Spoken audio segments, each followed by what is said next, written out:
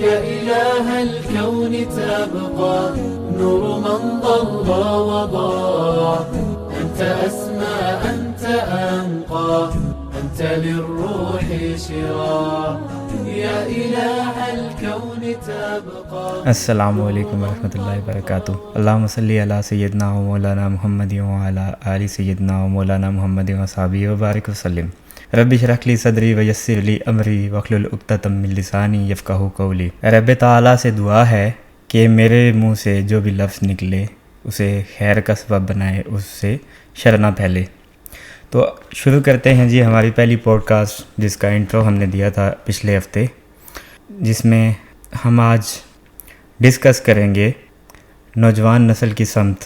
اور اس کے لیے میں شروع کروں گا 1998 یا 2000 کے درمیان 2-3 موویز آئی تھیں میٹرکس کے نام سے. اب میٹرکس کی کہانی یہ تھی کہ اس میں ایک نوجوان ہوتا ہے جو انتہائی ذہین ہوتا ہے، اور اس کو اپنی ذہانت کے بلبوتے پر یہ معلوم ہو جاتا ہے کہ وہ سب ایک سافٹ ویئر کے اندر جی رہے ہیں. سافٹ ویئر کے اندر مطلب دنیا کی کوئی حقیقت نہیں ہے، اور جو وہ دیکھ رہے ہیں آگے پیچھے وہ سب پروگرامنگ کا نتیجہ ہے. اب اس کو ایک ٹیم مل جاتی ہے جو اس کو دکھاتی ہے کہ کیسے سب کے دماغوں میں جو دشمن طاقتیں انہوں نے کیسے سب کے دماغوں میں پروگرامنگ کی ہوئی ہے، اس کو پلگ ان کیا ہوا ہے. میٹرکس مووی جب آئی تھی تب تو کسی کو یہ اندازہ نہیں تھا کہ مستقبل میں جا کے ہمارے ساتھ ایسا ہی ہونے والا ہے. تو آج کل ہم اکثر میٹرکس مووی کے کرداروں کو اور اس کی کہانی کو اپنے ارد گرد عملی جامہ پہنے ہوئے دیکھتے ہیں. آپ اکثر گلی میں، محلے میں، سڑک پہ، اپنے گھر میں لوگوں کو موبائل پہ ایسے دیکھتے ہوئے پائیں گے. اس موبائل کی ایک خصوصیت یہ بھی ہے کہ وہ اس پلگ کا کام کرتا ہے جو میٹرکس مووی میں لوگوں کے دماغ کے اندر گھسایا جاتا تھا. موبائل ایک ضرورت بھی ہے، لیکن ضرورت سے زیادہ اس کو آج کل تفریح کے طور پہ استعمال کیا جاتا ہے، اور اس کا سب سے زیادہ شکار نوجوان نسل ہے. اور نوجوان نسل سے میں مراد کوئی بھی 40 سال سے نیچے عمر والا نہیں لوں گا، میں اس سے مراد لوں گا ملینیلز اور جنریشن زی. پہلے ہم یہ سمجھتے ہیں کہ ملینیلز کون ہیں اور جنریشن زی کون ہے. ملینیلز وہ ہیں جو موجودہ نوجوان ہیں جن کی پیدائش 1981 سے لے کے 1996 کے دوران ہوئی ہے، اور جنریشن زی 1997 سے لے کے 2012 تک جو لوگ پیدا ہوئے ان کو جنریشن زی کے نام سے جانا. اب ایک کہاوت سنی تھی میں نے کچھ عرصہ پہلے کہ آسان حالات کمزور مرد پیدا کرتے ہیں اور مشکل حالات مضبوط مرد پیدا کرتے ہیں. اس کا اگر ہم آج کل کے دور میں جائزہ لیں اپنے آگے پیچھے تو ہمیں پتہ ہوگا جی کہ ٹیکنالوجی اس حد تک ترقی کر چکی ہے کہ ہر چیز بہت آسان ہو گئی ہے. اور اس آسانی کا ایک تاریک پہلو یہ ہے کہ ہمارے نوجوان، جن میں میں خود بھی ہوں اور میرے بہن بھائی، مطلب آگے پیچھے محلے کے لوگ سارے، یہ سب کے سب نکمے ہوتے جا رہے ہیں. اب اگر ان کو گاڑی کا ٹائر بدلنا ہو تو یہ زحمت نہیں کرتے، یہ میکینک کے پاس چلے جاتے ہیں. اگر ان کو بازار سے سبزی لے کے آنی ہو تو یہ فوڈ ڈلیوری آرڈر کر لیتے ہیں. تو ہر چیز آسان ہو گئی ہے، اور اس کے بہت ساری اچھے پہلو بھی ہیں، لیکن اس کا سب سے بڑا تاریک پہلو یہ ہے کہ وہ ہمارے نوجوانوں کو کمزور اور نکما کرتی جا رہی ہے. اور اس میں صرف ہمارے نوجوانوں سے مراد میں پاکستان کے نوجوان نہیں کہوں گا، اس میں تمام دنیا کے جو نوجوان ہیں، جو کسی بھی ملک کی ریڑھ کی ہڈی ہوتی ہے، وہ سب کے سب اس کمزوری اور اس نکمے پن کا شکار ہو چکے ہیں. اب چونکہ پاکستانی نوجوانوں پہ ہمیشہ مغرب کی چھاپ تو رہی ہے، کیونکہ ہم ان سے اتنے مرعوب ہوتے ہیں کہ جب سے گورے ہمیں چھوڑ کے گئے ہیں ہم گورا بننے کی کوشش کرتے ہیں، ہم ان کی طرح انگریزی بولنے کی کوشش کرتے ہیں، ہم ان کا لب و لہجہ، ان کے لباس، ان کے طور اتوار اپنانے کی کوشش کرتے ہیں. اور اگر پھر بھی ہم وہ نہ کر سکیں تو ہم ان کے ملکوں میں جا کے وہی کام کرتے ہیں جو وہ ہمیں بتایا کرتے تھے کہ ایسے کرو. پاکستان میں نوجوان کی کمزوری اور نکمے پن کا آغاز ہوا سن 2000 سے لے کے سن 2007 کے دوران، جب موبائل فون کی آمد و رفت نے ہر طرف ٹیکنالوجی کا انقلاب برپا کر دیا. اب اس آسان دستیابی کے ذریعے پہلے تو کالیں سستی ہوئیں، پھر SMS پیکیجز آئے، پھر گھنٹوں گھنٹوں لطیفے ایک دوسرے کو سینڈ کرنا یہ معمول بن گیا. وہ ٹائم جو ہم کسی تخلیقی کام میں لگا سکتے تھے، جو ہم کھیلوں میں لگاتے تھے، جو ہم اپنی فیملی کو دیتے تھے، اس کام میں ہم نے اپنے دوستوں کو بیکار قسم کے اور تھرڈ ریٹ لطائف جوک ہم نے سینڈ کرنا سٹارٹ کر دیے. اس کا نتیجہ یہ ہوا کہ ہم خود ایک جوک بن کے رہ گئے. اب یہ آخری مرحلہ نہیں تھا، یہ صرف ایک سٹارٹنگ پوائنٹ تھا. اب 2012 کے، بلکہ 2012 بھی نہیں، 2007 سے لے کے 2013-14 کے درمیان انٹرنیٹ تقریباً پاکستان میں ہر انسان کو، ہر نوجوان کو میسر ہو گیا۔ اس انٹرنیٹ کی برکت یہ ہوئی کہ جو لوگ یونیورسٹی کا کام لائبریریوں میں جا کے کرتے تھے، وہ اب انٹرنیٹ کی مدد سے ان کو فائدہ ہوا، وہ ہر قسم کی ریسورسز نیشنل اور انٹرنیشنل وہ اس کو ایکسیس کر سکتے تھے، تو ان کو یہ آسانی ہوگی۔ یہ تو اس کا ہو گیا ایک اچھا مثبت پہلو، لیکن اس کا نقصان یہ ہوا کہ نوجوان اور نکما ہوتا گیا۔ Facebook, WhatsApp, YouTube, Skype, Viber, نہ جانے کتنے سافٹ ویئر ایسے آ گئے جو ہمیں میٹرکس مووی میں وہ نئے سے نیا پروگرام دیتے رہے کہ ہم بور نہ ہو جائیں۔ نئے سے نیا پروگرام مطلب یہ کہ میٹرکس میں تو ایک ہی تھا کہ وہ اصلی دنیا دکھتی ہے ان کو، لیکن ہمیں پہلے فیس بک آئی، پھر انسٹاگرام آ گیا، تو ایک جدت آ گئی اس میں، تو ہم لوگوں کو انہوں نے بور نہیں ہونے دیا، ابھی تک نہیں ہونے دے رہے۔ واٹس ایپ میں روز روز نئی فیچرز شروع ہوتی جاتی ہیں، اب انہوں نے چینل سٹارٹ کر دیے ہیں واٹس ایپ پہ، تو یہ ایسا پلگ ان ہے جو ہمیں حقیقی زندگی میں ان لوگوں نے لگا دیا ہے ہمارے دماغوں میں، اور یہ ہمیں کہیں کا نہیں چھوڑنے والا۔ اب یہ تو ہو گئی ایک منفی تصویر کشی۔ اگر ہم مستقبل کی تصویر کشی کریں اور میٹرکس مووی سے اس کی مماثلت کریں تو آگے کیا ہوگا؟ ہو سکتا ہے انہیں یہ ہو کہ یہ اتنے زیادہ لوگ، 8 بلین لوگ، ان کو کھانے کے لیے جو چاہیے، ان کو پینے کے لیے، ان کو بہت سارے ریسورسز چاہیے، ٹھیک ہے، پہننے کے لیے، اس پہ پیسہ ضائع کرنے کی کیا ضرورت ہے؟ ان کو صوفے پہ ہی بٹھاؤ، ان کے دماغوں میں ایک تار پلگ کرو، سوئچ آن کرو، اور ان کو سب چیزیں جو ہے وہ خیالی دکھاؤ۔ جس کی ایک مثال وی آر اور آکیولس وغیرہ، میں تو ان چیزوں سے اتنا واقف نہیں ہوں، ملینیل جو ٹھہرا، لیکن جنریشن زی ان چیزوں کا خوب بڑھ چڑھ کے استعمال کر رہی ہے، تو وہ کافی حد تک میٹرکس مووی سے ہی مماثلت رکھتے ہیں۔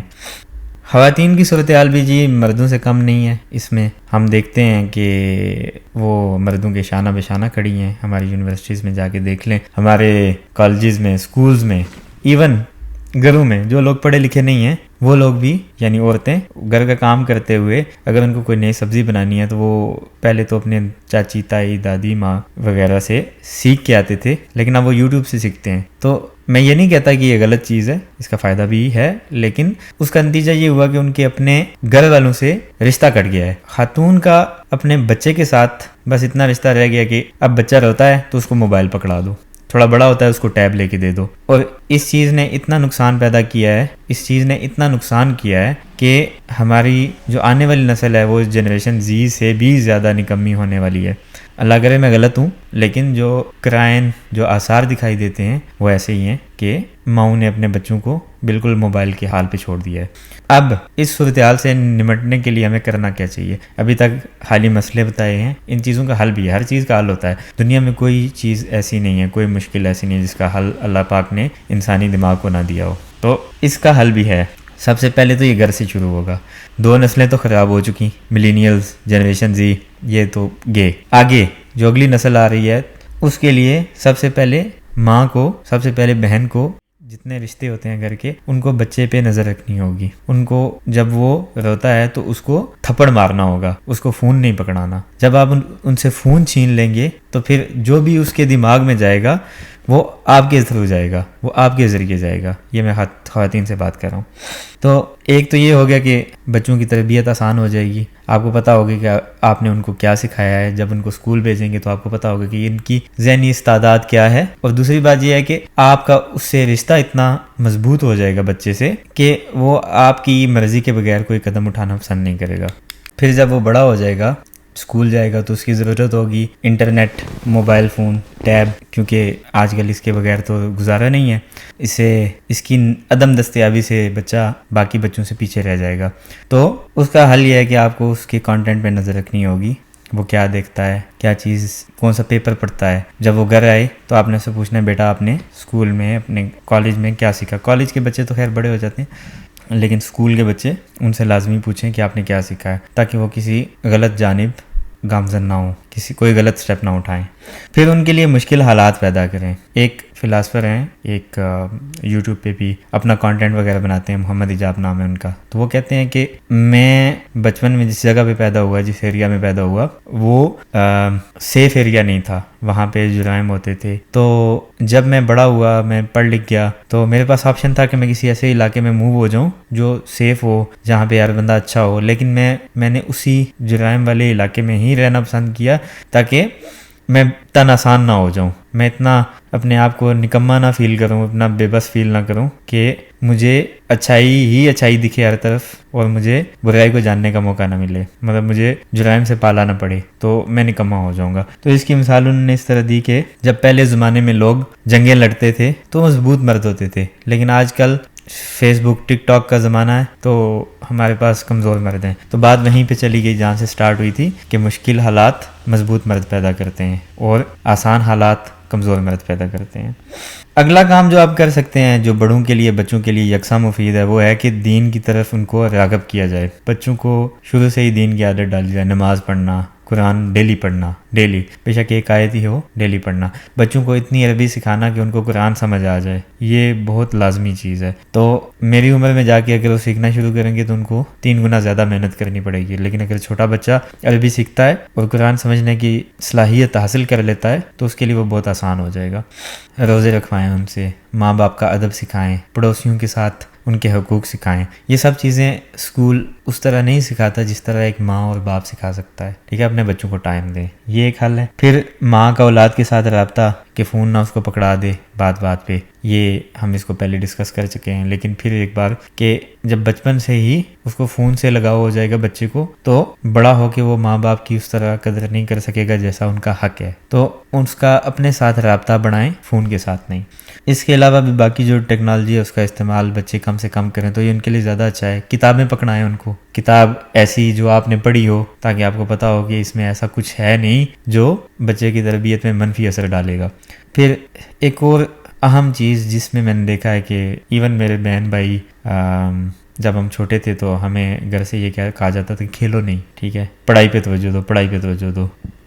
تو پڑھائی پہ توجہ تب زیادہ اچھے طریقے سے بندہ دے سکتا ہے جب وہ کوئی کھیل بھی کرتا ہو۔ جب تک آپ کا جسم صحت مند نہیں ہوگا آپ کا دماغ صحت مند نہیں ہوگا۔ صحت مند جسم صحت مند دماغ کی ضمانت ہے۔